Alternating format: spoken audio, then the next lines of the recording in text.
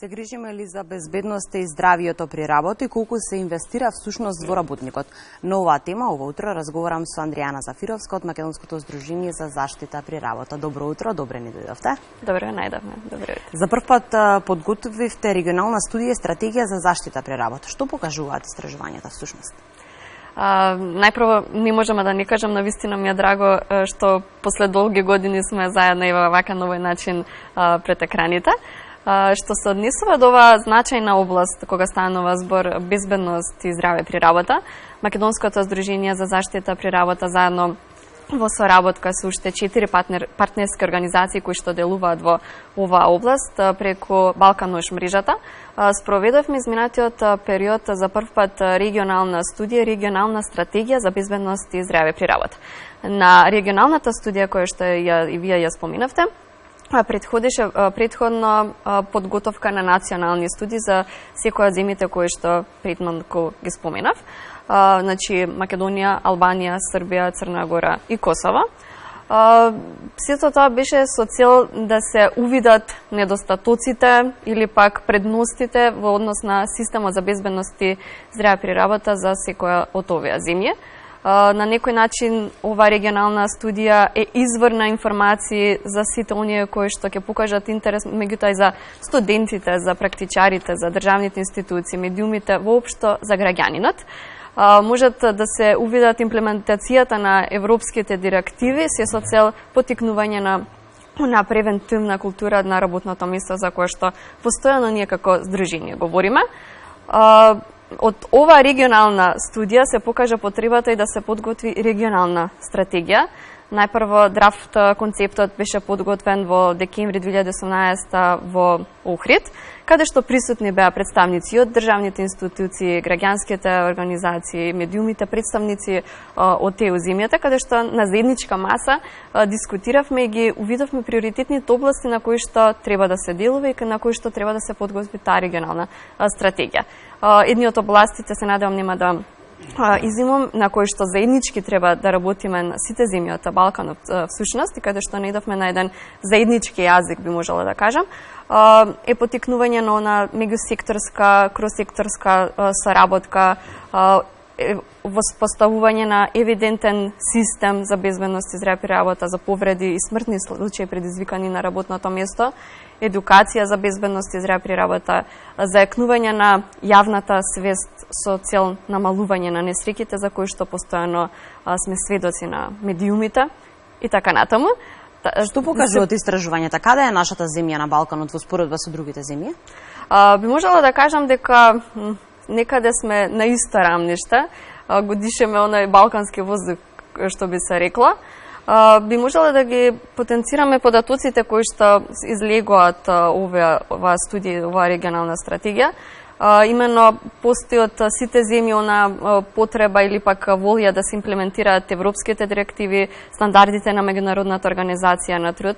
Законодавството е релативно добро усогласено во секоја од земјите, меѓутоа нели треба да се поработи на оние подзаконски акти кои што ќе помогнат да се имплементира во целост безбедност и здравето при работа.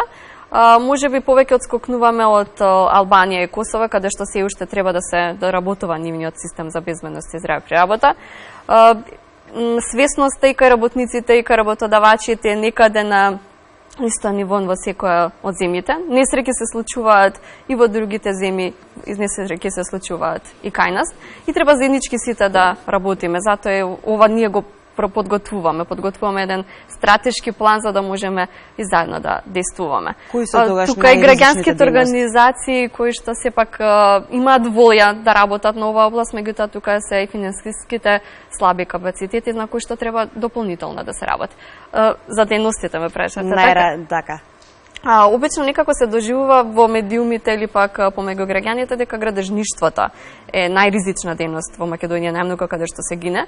Меѓутоа, според согласно податоците кои што ги изработува нашето здружение, го објавуваме на 28 април, кој што е Светски ден за безбедност и здраве при работа, податоците говорат дека земјоделството е ние како што не рекуваме минско поле за работникот. Свесни сме дека постојано се случуваат несреќи предизвикани со трактор. Значи најчеста причина е транспортот или пак воопшто складирање на некои земјоделски работи.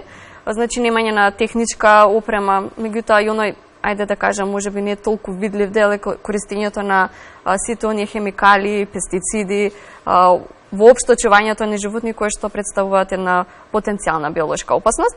И секако тука второ поред и градежништвото, каде што започна и високите температури, а ние забележуваме во највисоките температури каде што работниците се изложени на различни влијанија, каде што се намалува фокусот на вниманието и тогаш веројатно се случуваат најмногу повреди. Колку работодавачите се одговорни всушност за безбедноста и здравието при работа кај еден работник? И работниците и работодавачите се одговорни за имплементирање на соодветен систем за безбедност и здравје при работа. Затоа што работодавачот може да ги обезбеди сите мерки кои што се потребни, меѓутоа работникот поради неговата можеби непослушност или пак неговото невнимание или пак знаете како, зошто да користам лична заштитна опрема ми тежи, веројатно и тогаш се случуваат многу повреди. Меѓутоа и работодавачот треба да е свесен дека всушност инвестирањето во безбедност и здравјето при работа не е трошок, туку инвестиција. Всушност инвестирањето во работникот е најголемата добивка.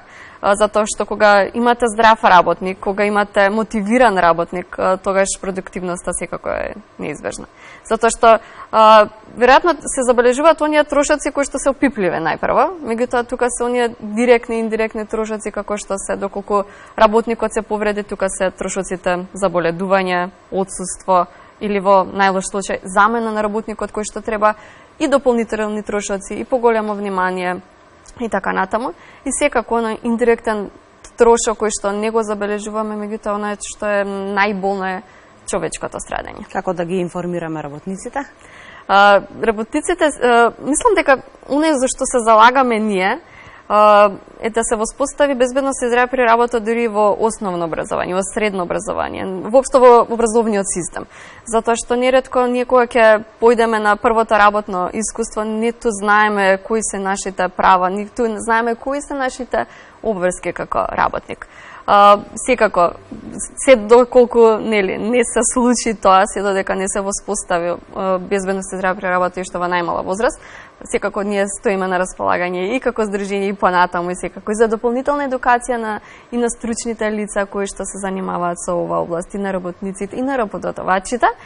Секако тука се државните институции кои што верувам дека стојат на располагање. Би споменала дека сме отворени и за прашање, отворени и за дискусија на нашите социјални мрежи, каде што можат постојано да не следат. Тука е Facebook, YouTube каналот, веб страната и така натаму. Ова е уште еден повод за следно гостување во нашата земја. Андријана, ви благодарам многу што бевте дел од нашата денешна емисија, секако се гледаме наскоро. Ви благодарам и на вас за поканата.